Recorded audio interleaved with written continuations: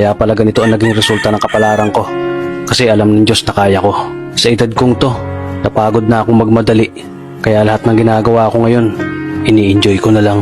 Siguro sa dami na rin ng aking pinagdaanan, napagtanto ko na ang buhay ay mas malawak at mas mahiwaga pa sa mga problemang dumarating sa buhay natin. Tumatanda na tayo, baka sa kakahabol natin sa masagana at maayos na buhay, ay hindi na natin na-enjoy ang buhay.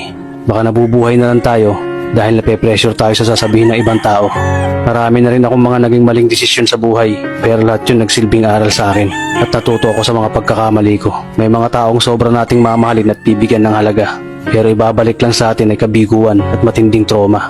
Kaya wag nating lilingunin ng mga taong tulad nila dahil mas payapa kapag hindi ka na interesadong malaman pa kung ano pang balita sa kanila. At wag mong idepende ang sarili mo sa kahit kanino. Tandaan mo, kahit sarili mong anino, iiwan ka din nito kapag madilim na ang paligid mo. Kailangan natin matutunan na huwag ikumpara ang sarili natin sa iba dahil hindi natin laban ang laban nila. Karera mo to, hindi nila karera. Dahil ang buhay ay hindi naman nasusukat sa kung sino ang mayaman, kundi kung sino ang payapa.